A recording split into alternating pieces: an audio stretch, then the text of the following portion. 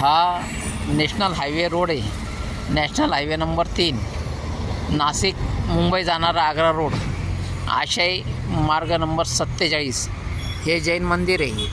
हे जैन मंदिर आहे.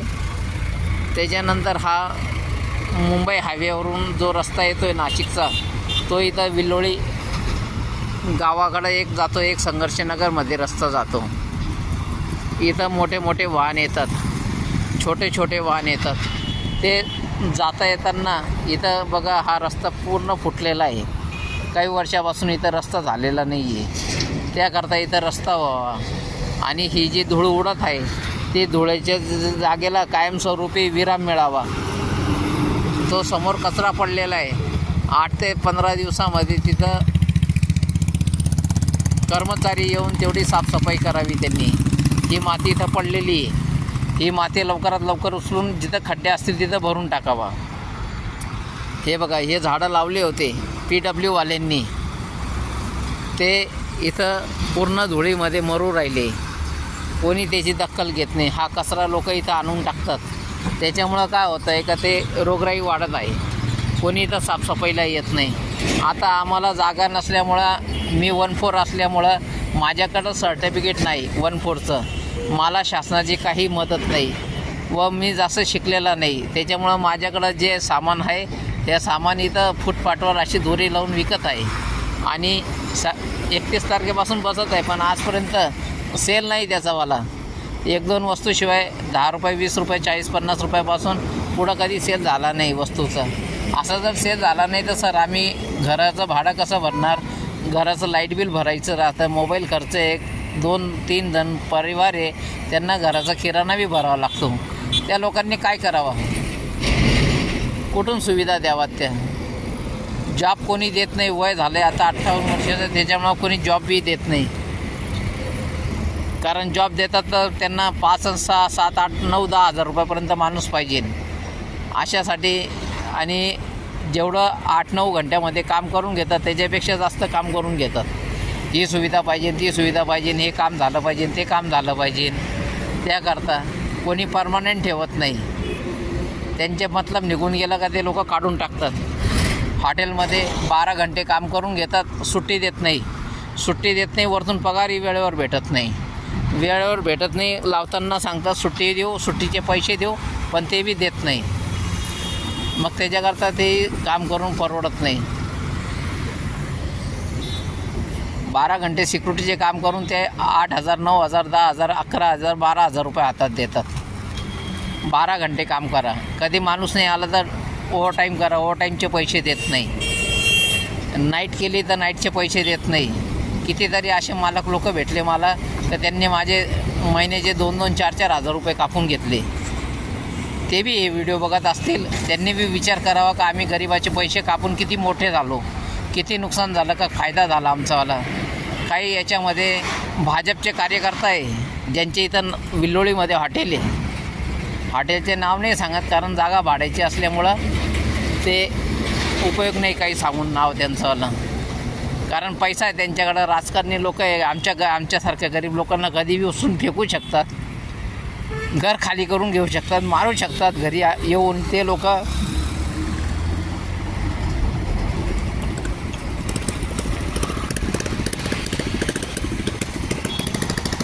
माझं एकच म्हणणं आहे का, जी बघा कशी धूळ उडते, ही धूळ जी उडते त्याच्याने आजार अजून जास्त वाढतात.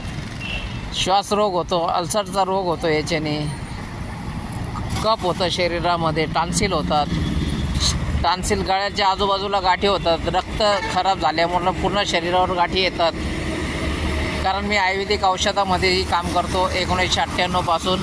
त्याच्याकरता मला हे कोणत्या आजारापासून काय आजार होतो, काय खाल्ल्याने काय आजार होतो, कसं झोपल्याने काय परिणाम होऊ शकतो शरीरावर, त्याकरता माहिती असल्यामुळं माझं एकच म्हणणं आहे का होईल तेवढ्या लवकरात लवकर सगळी सुविधा देण्यात यावी.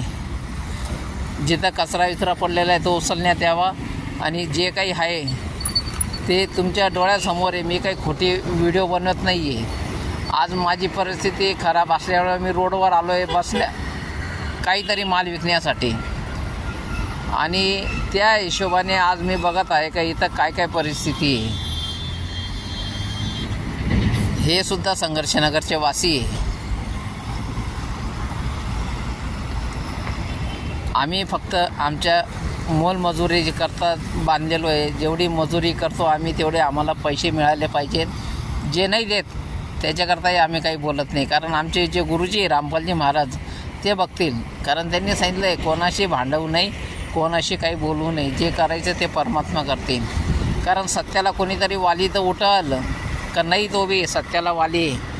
सगळे पैशाचेच वाली का? अशा मोठ्या मोठ्या गाड्या चालतात इथून. त्या गाड्या चालतात तेव्हा ते प्रेशर देतात, तेव्हा त्या सगळं धूळ अंगावर येते, नाकावर येते, सगळ्या मालावर येते. आणि जे लोक येतात जातात त्या लोकांच्या नाकात तोंडात जाऊन ते आजारी पडतात आणि दवाखान्यावाल्यांची बिल भरतात. पैसे असो नसो तो कर्जबाजारी होतो, व्याजाने घेतो कुठून तरी आणि तो पैसे भरतो दवाखान्यामध्ये आजार नीट करण्यासाठी. इतके टँकर चालतात आमच्या अलीकडं, पण कोणताही टँकरवाला रस्त्याला कधी पाणी मारत नाही. का मारत नाही का? तो म्हणतो का मला लोकांना ऑर्डर टाकायची असते, माझ्याकडे टाईम नाही, आम्हाला पैसे कोण देणार पाणी मारायचे. सगळे कामगार वस्ती असल्यामुळं आपण लक्ष देण्यात यावे. आमच्याजवळच डिकत माल म्हणून आहे, त्यांच्या परिसर त्यांनी खूप स्वच्छ ठेवलेला आहे. तरी आजूबाजूचा जो परिसर आहे तो बी साफसफाई करावा, त्याच्यात बी सुविधा द्यावा आणि लोकांना जास्तीत जास्त मूलभूत गरजा ज्या आहे त्या पूर्ण करण्यात याव्या. व्हिडिओ बनवायचा उद्देश हाच का आज जे माझ्याबरोबर होतं आहे ते कोणाबरोबर होऊ नये पुढं, त्यासाठी हा व्हिडिओ बनवला आहे. माझा काही याच्यामध्ये हेतू पुरस्कार नाही का मला सगळी सुविधा मिळावा, जे सर्वांना भेटेल ती मला भेटावा. पण एकच म्हणणं आहे का जे काही शासनाने जबाबदारी घ्यावा आणि लवकरात लवकर करावा. कारण आता पुढं मार्च एप्रिलमध्ये ग्रामपंचायतच्या निवडणुका येत आहे. त्या हिशोबाने फटाफट पावले उचलावा, रस्ते बनवा. ज्यांच्याकडं संडास बाथरूम नाही त्यांना संडास बाथरूम बनवण्यासाठी जी सुविधा लागते ती उपलब्ध करून द्यावी त्यांनी आणि रस्ते बनवून द्यावा. आमचे वट्टे तुटले तरी चालेल, आम्हाला काही हरकत नाही, पण रस्ता झाला पाहिजे. रस्ता व्हायच्या अगोदर संडास बाथरूमचे कामं झाले पाहिजे, पाईपलाईन टाकली गेली पाहिजे, ड्रेनेजमध्ये जोडली गेली पाहिजे, ते चेंबर बनवले त्याच्यामध्ये. त्याच्यानंतर रस्ता बनवावा. कारण लोकांच्या नळाचे कनेक्शन बी त्या रस्त्याच्या खालून गेलेले, ते बी तुटफूट होणार. ज्यांनी तुटफूट केली त्या लोकांनी ती भरून द्यावा. कारण गरीब परिवार असल्यामुळं लोकांनी दरवेळी कुठून खर्च करावा. प्लंबर खर्च लागतो, मटेरियल खर्च लागतो, त्याला वेळ जातो. एक दिवस वेळ मारला तर पगार भेटत नाही, तर त्याच्या घरामध्ये चूल पेटत नाही. आमच्याकडे काय अशा मोठ्या मोठ्या गाड्या नाही. आम्ही छोटे परिवारवाले लोक पायी चालतो, पायी येतो, पायी जातो. सिटी बसने प्रवास करतो कारण पैसे नसल्यामुळं. एकच हात जोडून विनंती आहे का संघर्षनगरचा उद्धार व्हावा. संघर्षनगरला बसस्टॉप देण्यात यावे.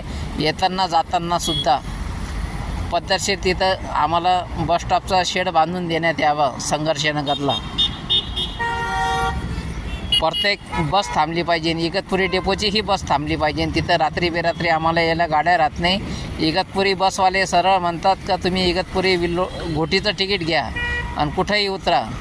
ज्याच्याकडं पैसा नसला त्यांनी काय करायचं, रात बेरात यायचं असतं. त्यामुळे कसारा बी ज्या गाड्या चालतात, कसारा नाशिक, त्यांनासुद्धा महामंडळाला हात जोडून विनंती आहे का रात्री बेरात्री कोणी विल्लोळी किंवा संघर्षनगर, मुंबई नाका, पातळी फाटा, गरवारीची सीट असले तर त्यांना बसून आणावं आणि तिथं उतरून द्यावा त्यांना. तुम्ही नाही हे सहकार्य करणार तर कोण करणार? पैसे तर भाड्याचे घेतात ना, मग त्याप्रमाणे सगळ्यांना सुविधा द्या ना. तुम्ही वाडेवाऱ्याच्या पुढं गेल्यानंतर तुम्हाला वाटलं का बुवा इथून लोकांना जायला यायला रात्री बेरात्री साधन भेटतात, तिथं सुविधा देऊ नका लोकांना. आमच्याकडं सुविधा भेटत नाही. अंधार असल्यामुळं लोक गाडी थांबत नाही आणि कामगार वर्ग असल्यामुळे त्यांच्याकडे जास्त पैसा राहत नाही. का पुढच्या शीटचे पैसे देण्यात यावे त्यांना.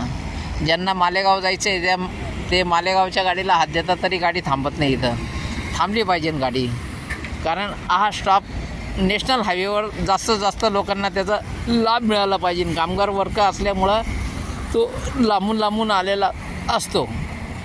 त्यांना जाण्यासाठी आम्हाला आता नाशिकला सिटी बसची सोय फिरवली गेली असल्यामुळं येणाऱ्यांची बी गैरसोय होती. मुंबई नाक्यावरून पुढं जायचं म्हटलं तर रिक्षावाले 40 रुपये आणि 50 रुपये घेतात. ही आमची निळी नाशिक निमाणी ते तपोवन ते जातेगाव वाडीवारा गाडी फक्त आम्हाला भेटते. इथं इकडून जायचं असलं तर 7 वाजेच्या नंतर परत गाडी भेटत नाही. तिकडून नाशिकवरून यायचं असेल तर 7:30 वाजेनंतर गाडी नाही आम्हाला परत जाण्यासाठी, परत इकडे येण्यासाठी. त्याकरता सगळी सुविधा करून देण्यात यावी. जसं सिडकोला रात्री बेरात्री सगळीकडे येण्या जाण्यासाठी सिटी बस उपलब्ध आहे, तसे इकडं सिटी बस उपलब्ध करून द्याव्या. कामगार वर्ग असल्यामुळं काय आहे, तो प्रत्येकाला खूप गरजेचा आहे. तरी आपण शासनाने खबरदारी घेऊन या व्हिडिओवर अंमलबजावणी करावी. हे बघा, अशी धूळ उडली जाते. जर रस्ता झाला तर धूळ उडणार नाही. आजूबाजूची माती उचलून जर साईडला टाकून दिली खड्ड्यामध्ये आणि त्या मातीवर डांबर काम केलं गेलं तर ती माती बी उडणार नाही.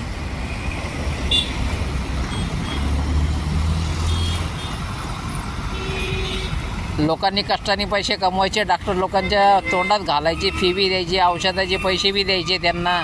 नाही पेशंट बरा झालं का मग तो मोठ्या हॉस्पिटलमध्ये जातो, सिव्हिलला जातो. सिव्हिलला त्याच्या नातेवाईकांना यांना जी सुविधा भेटते ती सुविधांचा बी एक व्हिडिओ तुम्हाला बनवून पाठवाल मी, कशी सुविधा भेटते म्हणून. इकडे वीट भट्ट्याजवळ असल्यामुळे वीट भट्ट्यांच्या जास्त गाड्या चालतात, भरपूर गाड्या चालतात वीट भट्ट्यांचे.